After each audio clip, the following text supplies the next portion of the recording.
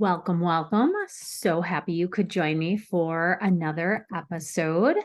Today, we're going to be talking about why we get hangry. And I know that that word is just something that we kind of throw around and laugh and snicker about, but it is a real thing. And in fact, I believe it's even in the dictionary now. So people really struggle with getting hangry. And this used to be me. I used to get really crabby if I didn't eat every couple of hours. And I kind of joked about it like, oh yeah, I joked to my friends like, yeah, if I don't eat every couple of hours, I am crabby. Look out. I needed to eat right away in the morning. And if you get hangry and you need to eat every couple of hours, couple of things are likely going on. One, you probably have high insulin levels because insulin is going to drive hunger and cravings, and it's really tough to burn your own body fat. To burn fat is a source or a resource, and especially hard to burn your own stored body fat when insulin levels are high. And two, you're likely a sugar burner. Your body does not efficiently burn body fat, and this was really hard for me to come to terms with because I've been in the nutrition field for 25 years. I've taken really good care of myself, or what I thought was taking really good care of myself. I was following all the standardized guidelines. It wasn't until about 5 years ago where I really changed things up and started to follow some different lifestyle protocols. But I was one of those people. I was hangry. After a couple of hours, I'd eat a meal, and within 2, 3, 4 hours at the most, I would need to eat again. Whereas now I eat mainly 2 meals a day, and I go hours in between my meals without feeling hunger. I mean, if I'm feeling hunger within 4 hours, that is the soonest I get hungry now after I eat my meals. And sometimes it's more like 5, 6, and even 6+ hours if I've eaten a lot of protein and some natural fats.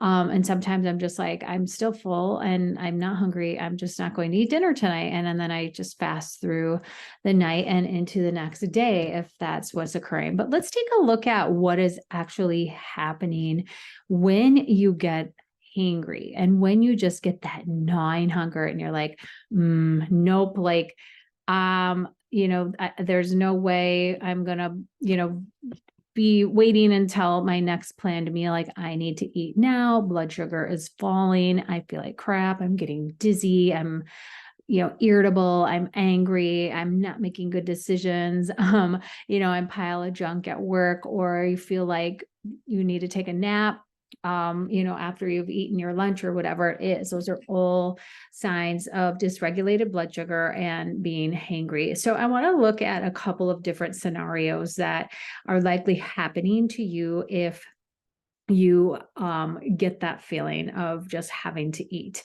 and being, that hanger just overtakes you. So one being the standard American diet, the typical everyday American who's eating, and I shouldn't even say American, westernized culture, who's eating ultra processed food. So you get up in the morning, maybe have a muffin or some pancakes, some toast and jelly, a big bagel, you have some juice with it. Maybe you even have a smoothie with a whole bunch of different types of fruit. You have 4, 5, 6 pieces of fruit in that smoothie. Maybe even, some greens, like the vitamins and mineral supplementation that you're adding to your smoothie. It's all healthy food, but it's very, very high in sugar and carbohydrate. Maybe you're eating a big bowl of oatmeal because you've been told that's good for heart disease and it lowers cholesterol. And you just see oatmeal as this really healthy, high fiber grain. We've been told there's the heart healthy symbol on the oatmeal container, having that, and not really a whole lot of protein and not, really any healthy fat. So you're mainly just eating carbohydrates. You're eating the standard westernized diet of really high carbohydrate because we've been told for decades to eat a lot of carbohydrate when we get up in the morning to balance out our energy. And we've been told to eat about 55 to 65% of our overall calories from carbohydrates. So you eat this big high carbohydrate meal, and overnight at a fasted state, you just don't have a lot of carbohydrate. And I mean, you don't have a lot of sugar in your bloodstream, right? You're sitting at, if you're healthy metabolically, somewhere around 80 to 90 milligrams per deciliter of blood sugar, and you eat this huge high carb meal. Well, in order for your body to deal with that amount of carbohydrate coming in, that's not normal. I will tell you right off the bat, it's not normal to eat, or it's not healthy. It's not what humans are meant to do, to eat this huge load of carbohydrates as soon as we wake up. Number one, the dawn effect will help us to release stored carbohydrates. We've already had a push of blood sugar and glycogen from our muscle and liver stores pushed out into our bloodstream in the dawn phenomenon, which is very natural in the early morning hours. So the fact that we get up and eat all this carbohydrate is really mind-boggling. But anyway, you eat this high carbohydrate meal, blood sugar goes up really quickly, right? Like your body's like, oh man, like this blood sugar is rising really, really quickly. And what the pancreas does, the pancreas notices that because we start carbohydrate digestion right away in our mouth and in our saliva. So that kind of triggers the pancreas to be like, oh, carbohydrates are coming. So we eat the carbohydrate.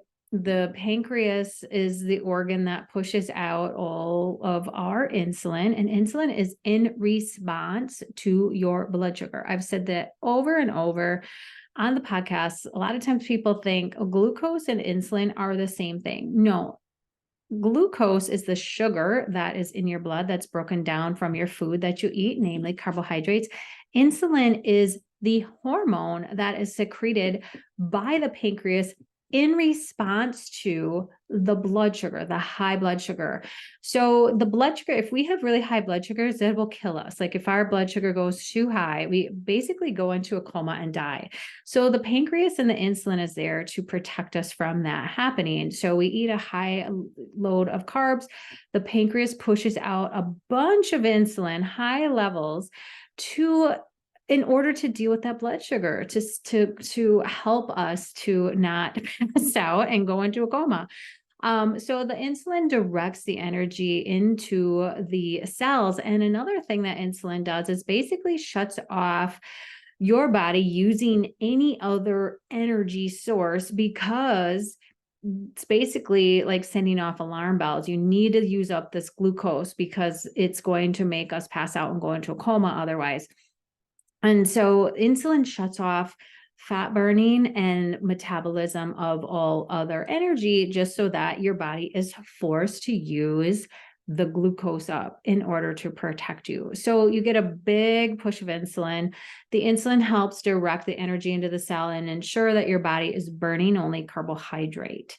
So what does that mean for you? It means it turns off fat burning. But the second thing that happens is this big, huge push of insulin directs all the energy into the cell. And, you were at, like, say you were at 85 or 95, your blood sugar was at 85 or 95 prior to eating that meal. It pushes way up because it's such high sugar, such high carb. Maybe it goes to 140 or 150 or maybe even 160. You get a huge rush of insulin. And then because so much insulin has been secreted, your blood sugar just falls really quickly, right? Because your body was forced to deal with this high amount of carbohydrate. So now maybe you even dip lower, your blood sugar dips even lower than your baseline. That's where all of these symptoms start to occur, right? Your body sending out alarm bells. Oh my gosh, our blood sugar is falling, and it's falling quickly. So this is where you feel that you start to feel hangry. You get shaky, you get nauseous, you get really high urges to eat carbohydrate and sugar. Your adrenals start to go oh my gosh, blood sugar's falling. You might release some cortisol. The adrenals and the cortisol is there to deal with, the adrenal glands don't want your blood sugar to fall too low. So they start to be alarmed, and all of this cascade of hormonal signaling is going on. And you don't really know it, right? You're just sitting there working or whatever. You're just feeling the symptoms. And all you know is you need to eat carbohydrate and sugar right now, right? You feel like crap. You might even be sweaty. So this puts you in a perpetual awful cycle of carbohydrate craving, high insulin levels, not being able to burn your own body fat. And so this scenario where we're just eating the standardized American or standard westernized diet of really high carbohydrate, not much protein, not much fat, that is going to perpetuate just being hangry all the time for all of the reasons that I just said. So then this just puts you into a cycle. Now, maybe it's only 2-3 hours after you've eaten, because that peak of the blood sugar after you've eaten a meal happens around 90 minutes, 90 to 120 minutes. And then you see a huge dip in your blood sugar. So it's only been 2 hours, maybe 3 hours, and you are like really want to eat again. And you just had this huge high carb breakfast, but it did nothing but drive up your insulin and then cause your blood sugar to fall again. Didn't do anything to shut off those hormonal signals. It didn't tell your body you're full and nourished. It's just going to perpetuate this cycle of you being hungry and wanting carbohydrate all day. And that's just one meal. So then that's going to just keep happening over and over. You're going to want to snack and eat carbohydrates every single day. So that would be scenario one. And I hope that that makes sense, like why you would get hangry. But then there's another scenario of people who really, they don't eat a lot of the standardized, standard westernized food. They're not eating ultra processed food, and they still get hangry. Like, what's going on there? So maybe they get up and they say, okay, like I'm going to try my hardest to lose weight. I am going to be healthy. I'm going to have a smoothie for breakfast, or I am going to have some oatmeal for breakfast. I'm not going to eat a whole lot, or maybe I'm going to have some toast, some whole grain toast, or some what's it called? Sprouted grain toast. And maybe I'll just have an egg because I don't want to eat I don't want to eat too many calories, right? Like I need to eat lower calories in order to lose weight. And, I'm going to just drink my black coffee. I'm not going to put any sugar or creamer in there. And I'm just going to be really good. And then for lunch, I brought a salad. I'm going to bring my salad, and I brought some chicken to put on it. I have a whole bunch of vegetables. I'm going to be really good for lunch. Okay. And then we just have our salad for lunch. And maybe you even thought, oh, I'm going to be really good, and I'm just going to bring like a piece of fruit for a snack or some extra vegetables for a snack. And you eat that, like that's all you have all day. And by 3 or 4 o'clock, maybe you haven't gotten hangry too bad, too badly throughout the day, but now it's 3 or 4 o'clock in the afternoon. You're ready to crash. You are starving. You are crabby. You cannot wait to get home and get into that pantry.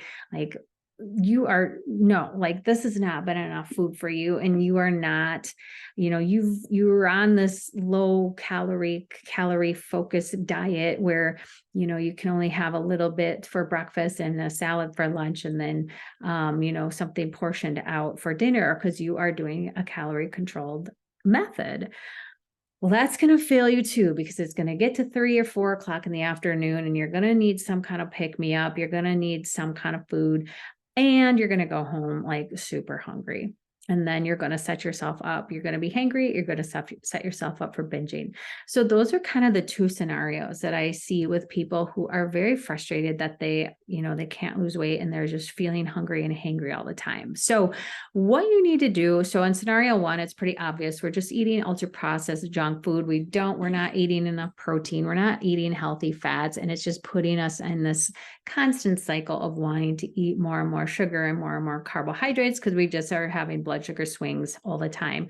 But scenario two, like that's a very real thing, especially for a lot of women who are very calorie centric. And the problem that's occurring here is that first meal coming off the fast. We're not eating enough protein, and we're certainly not eating any natural fats in order to sustain us and to sustain our blood sugar. So what we need to do to avoid feeling hangry and getting hanger later on in the day is to really focus on that first meal coming off the fast. So even if you're new to intermittent fasting and you're like, okay, I can't really go long periods of time without eating because your insulin's high and it's hard. It's really hard to do intermittent fasting when your insulin is high because you're hungry all the time. You need to focus on that first meal coming off the fast first and foremost. You need to focus on high protein and adding some sources of fat, keeping the carbohydrates down. So what I suggest to my students is 2 meals a day for most people. And if you're still at 3 meals a day, that's okay. So if you're doing 2 meals a day, I would focus on getting 50 grams of protein in each of those meals. More if you're a male, more like 60 to 75 grams if you're a male, 50 to 60 if you're a female, getting some sources of natural fat, and then keeping those carbohydrates less than 20 to 25 grams of carbohydrate at that first meal for sure. Sometimes people go even lower. They're more like 15 grams or lower. What that's going to do is to nourish you, keep you full, tell those appetite centers, I have nourishment here. I'm full. I have plenty of food. And my blood sugar is stable. You do not want to jack up your blood sugar for that first meal coming off the fast. So having protein and natural fat, keeping carbohydrates low is going to help you to keep your blood sugar level. And that's going to set you up for success all day long. So if you're doing 3 meals, which you might be if you are new to this lifestyle, aim for 30 to 35 grams of protein, less than 15 grams of 15 to 20 grams of carbohydrate, and some natural fats in that first meal. If you do that, I promise you, over the course of a couple of weeks, you are going to start to stay full for at least 4 hours. It may not happen right away because insulin is going to be high and you're going to be, just starting to implement some new goals and new, new habits. That's the word I'm looking for. But over time, you will start this process will start to work for you. So that is what you need to do in order to control hunger. Another thing that helps to add to your meal are non-starchy vegetables, because this is going to give you a good source of fiber while keeping carbohydrates low. Fiber is going to help to start to add bulk to your meals. It does help with fullness. I love non-starchy vegetables because they're filling. They make you feel good. They take a while to eat, so you kind of get that bulky, the food bulk and feeling like you can eat a lot of food and bring some satiety as well. So those tips are going to help you to deal with hunger, and that's why you get hangry. It's just blood sugar dysregulation, blood sugars going high and low, or not eating enough protein and not eating enough fat. Like those are the reasons you get hangry. So some of my favorite sources of protein to make sure you're trying to lock into your meals would be meats, like meats that from animals who, the best sources are those who have been raised grass fed, if you're doing beef, or just in a way that's sustainable, like economically sustainable, and on farms that they've been treated appropriately, if you can. Eggs, we raise our own chickens. I'm very lucky to have my own backyard chickens. I eat eggs almost every day for lunch. Full fat dairy would be another really great source of protein. And then it is going to be difficult for you to get enough protein as a vegetarian or a vegan.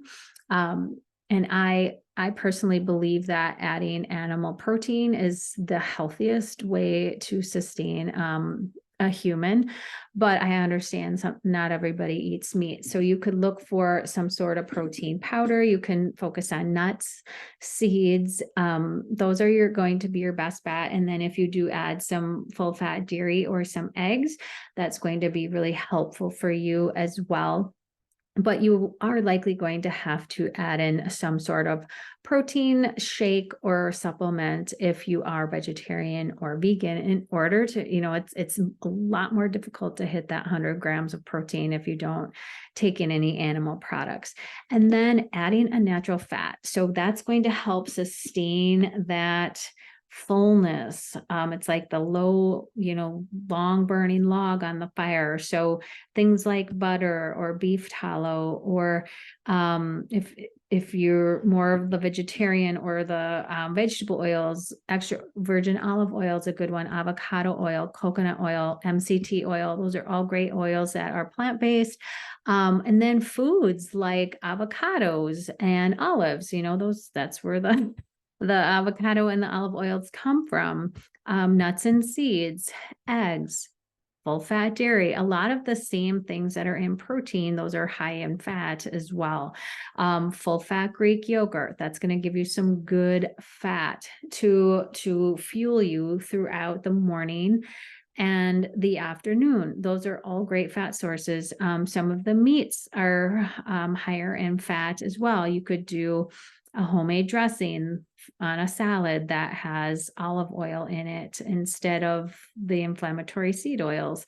So kind of going back to that salad that I was talking about in scenario 2, it's not that I don't want you to eat salad for lunch. Like, I love salad for lunch, but a lot of times women will take a salad and it's just all vegetables and maybe 3 ounces of chicken. Like, that is not going to do it. You need to up your serving of chicken, maybe add some eggs on it, maybe add some cheese on it. Make sure you have a dressing that has some healthy fats, maybe add some bacon bits on it, maybe add some avocado. It's like, we want to skimp on calories, but that is going to backfire and it's going to set you up for binging later on in the day. Maybe add some nuts or some pumpkin seeds onto that salad. That is what you need to do in order to sustain you. So that first meal is so super important. So those will give you some ideas for proteins and fats. And another thing that you want to think about if you are just always having cravings, always having hunger, is to go sugar-free, and to go sugar-free for at least a few weeks, get the sugar out of your system and see if that helps. Now, that doesn't mean that you can't have any sugar substitute. I shouldn't say sugar substitute, sugar alternatives, like the sweetener, the alternatives such as monk fruit or stevia. You could make your own keto treats and keep them sugar-free. That is another thing to think about if you're struggling with being hangry and just hunger all day long. That might set you up for some binging and cravings as well. And then, of course, looking at, are you getting enough sleep? Because if you're not getting enough sleep, that raises your cortisol, which is going to raise your baseline blood sugar, and it's going to be really difficult to eat well and really difficult to do any kind of intermittent fasting. And of course, looking at your stress levels, same thing. Stress raises cortisol, and all of the same things happen, like sleep and stress. I talk about it in pretty much every podcast episode, but they go hand in hand, because when you have high levels of cortisol, your baseline blood sugars are higher, but you also are much more prone, if insulin and cortisol are higher, much more prone to store belly fat. So the fat around the organs. So we really want to focus in on those 2 hormones and getting those balanced and at good levels, so that you can lose belly fat rather than store it. So I hope that makes sense. I hope that gives you some tips. And again, fiber is the last thing that really helps to stabilize the blood sugar. So make sure that is in your meal as well. If you don't already follow me on Instagram, make sure to follow me on Instagram at shanna.hussin.rdn. I post what I eat most days, so you can get some ideas of how you get that 50 grams of protein in a meal. What are the fat sources, the natural healthy fat sources, and what are some fiber sources? I post those on my stories just about every day. So go and make sure to follow me there. And then I will link in the show notes my complete protein guide as well. If you need some extra guidance on protein, where you should be protein wise, how much you should take in, what are the best sources of protein. And then I also give you some sample meal ideas that are around 50 grams of protein in my complete protein guide. So make sure to grab that. If you don't have it, you can find it at fasttoheal.info/protein guide, or check the link in the show notes. So I hope that helps to explain why you are getting hangry. Please pass this episode along to a friend or coworker, family member who you think would benefit from it, anyone who you think is struggling with blood sugar issues. My podcast has been ranking really well lately because of all the ratings and reviews and you sharing it. Everybody deserves to know this information, how their blood sugar works, why they're not losing weight, why they're metabolically ill. 93% of American adults are metabolically ill in some degree. Only 7% are metabolically healthy with metabolic flexibility. That is a staggering number. We need to do better. We need to get this information out to as many people as we can. So if you want a free download of my Fast to Heal recipe book, please leave a rating and review on Apple iTunes, and I will get you a free download because I want this information in front of as many people as humanly possible so they can heal themselves naturally, feel better, have better blood sugar regulation, and heal their metabolic disease. So that's all for this week's episode. I'll see you back next week.